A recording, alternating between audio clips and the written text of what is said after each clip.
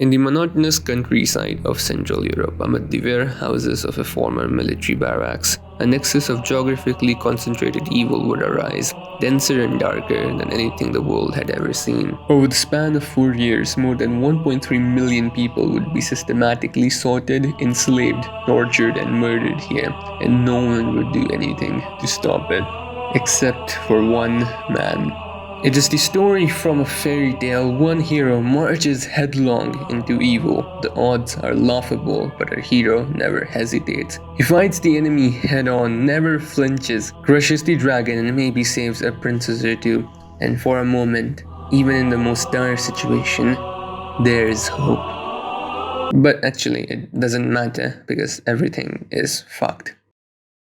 Witold Pilecki was already a Polish war hero. As a young man, Pilecki had been a decorated officer in the Polish-Soviet War of 1918. After the war, Pilecki moved to the Polish countryside, married a schoolteacher, and had 2 kids. And then this chap came along, and before Poland could blink, the Nazis had already blitzkrieged through half the country. The fight wasn't exactly fair. While the Nazis invaded in the west, the Soviets invaded the east. Poland was stuck between a rock and a hard place, and Pilecki fought in these battles against the Germans and the Soviets. If you weren't doing crystal meth in history class, you know that Poland lost. After the defeat, Pilecki and fellow Polish officers started an underground resistance group. They called themselves the Secret Polish Army. In the spring of 1940, the secret Polish army got wind of the fact that the Germans were building a massive prison complex outside some backwater town in southern part of the country. The Germans named this new prison complex Auschwitz. By the summer of 1940, thousands of military officers and leading Polish nationals were disappearing from western Poland. Pilecki and his crew suspected that Auschwitz, a prison the size of a small town, was likely involved in the disappearances, and that might already house thousands of former Polish soldiers. And that's when Pilecki decided to volunteer to sneak into Auschwitz. He would let himself be captured, and once in, he would organize with other Polish soldiers, coordinate a mutiny, and break out of the prison camp. It was a mission so suicidal that he might as well have asked his commander to shoot him right there. His superiors told him that he was crazy for even thinking of that plan. But as the weeks went by, thousands of elite Poles were disappearing, and Auschwitz was still a big blind spot. Facing such situation, Pilecki's superiors relented. So one evening in Warsaw, Pilecki let himself be arrested for violating curfew laws, and he was now headed to Auschwitz. Maybe the only man to ever do so voluntarily. Once he got there, he saw that the reality of Auschwitz was far worse than anyone had suspected. Prisoners were routinely shot in roll call lineups for transgressions as minor as fidgeting or not standing up straight. The manual labor was grueling and endless. Men were literally worked to death, often performing tasks that were useless or meant nothing. The first month Pilecki was there, a full third of the men in his barracks died of exhaustion or pneumonia or were shot. Regardless, by the end of 1940, Pilecki, the madman, had still managed to set up an espionage operation. Over the course of 2 years, Pilecki built an entire resistance unit within Auschwitz. There was a chain of command with ranks and officers, a logistics network, and a line of communication to the outside world. And all of this went undiscovered by the SS Guard for almost 2 years. For once, there was hope. But soon, the hope died because everything is fucked. Then came in the Jews, first in buses, then packed in train cars. Soon they were arriving by tens of thousands, an undulating current of people floating in an ocean of death and despair. Pilecki's reports to the outside became frantic. They're murdering tens of thousands of people here each day, mostly Jews. That toll could be potentially in the millions. He pleaded with the secret Polish army to liberate the camp at once. He said if you can't liberate the camp, then at least bomb it. For God's sake, at least destroy the gas chambers. At least. The secret Polish army received his messages, but figured he was exaggerating. In the farthest reaches of their mind, nothing could be that fucked. Nothing.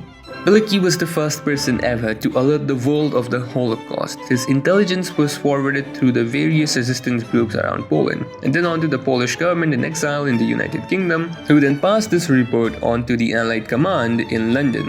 The information eventually even made its way to Eisenhower and Churchill. They too figured Pilecki had to be exaggerated. In 1943, Pilecki realized that the secret Polish army wasn't coming, the Americans weren't coming, and the British weren't coming.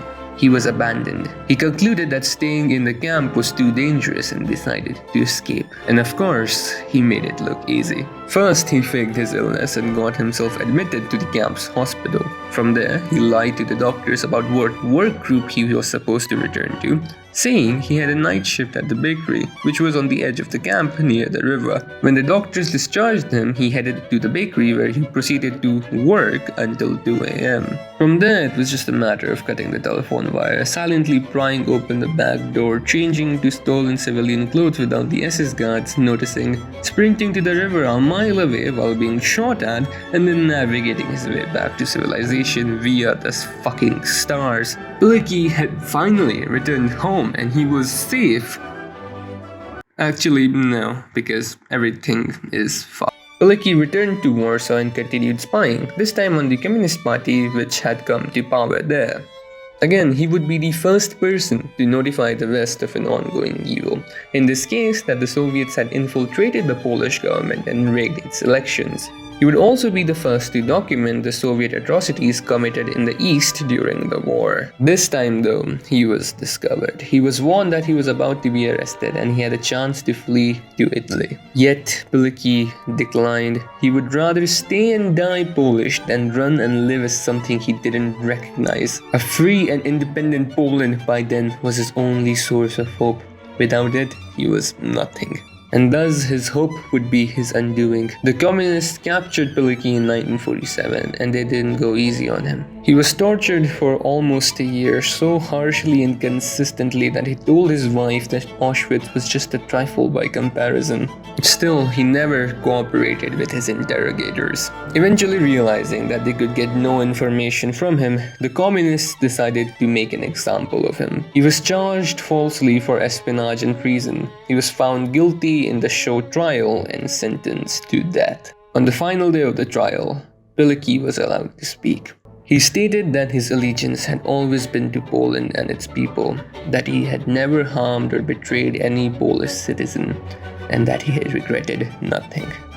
He concluded his statement with, "I have tried to live my life such that in the hour of my death I would feel joy rather than fear." But the real story of heroism of Pilecki found its way to the public, and he was sung as the great hero who gave hope to Poland. But that actually never happened because everything is fucked. Pilecki was seen as a traitor of Poland and his family was exiled to Siberia. It wasn't until 1990s that Pilecki's children, now grown adults, found out their father was actually a hero.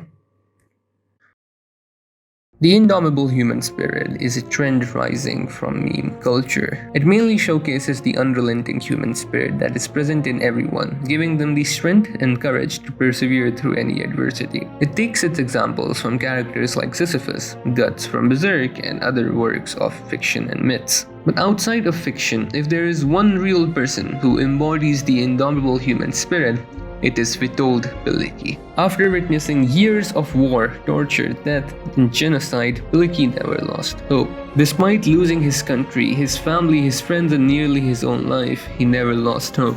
Even after the war, while enduring the Soviet domination, he never lost hope of a free and independent Poland. He never lost hope for a quiet and happy life for his children. He never lost the hope of being able to save a few more lives, of helping a few more people. But why does any of it matter? Everything is fucked, right? So why should we care at all? It is because everything is fucked that Pilecki kept fighting. Nothing matters and your life will probably lead to nothing. There's no meaning and there is no hope. Meaning is a survival mechanism our brain needs so we don't hang ourselves and keep living. We are nothing in front of the universe. So why suffer more than we have to? But even if this is true, and even if all of us are just specks of cosmic dust, if you ever come across someone who speaks to you in such manner, a proper response would be, Fuck you, and who are you anyways to tell me how to live? It isn't about meaning, it isn't about winning or losing when faced with the cruelty of the universe. It's about not bowing down and fighting, because what the fuck else can you do anyway? Even if the odds seem impossible, and even if people laugh or call you crazy, remember that the cynics will be forgotten just like your failures. Go for whatever you wanna go for, keep fighting even if you have no odds of winning. The indomitable human spirit shows us a way of living, just as Pilecki did. To try and live in a way that in the face of death you will feel joy rather than fear. Let's raise a toast. A toast and a promise to die with a smile on our faces any fucking way.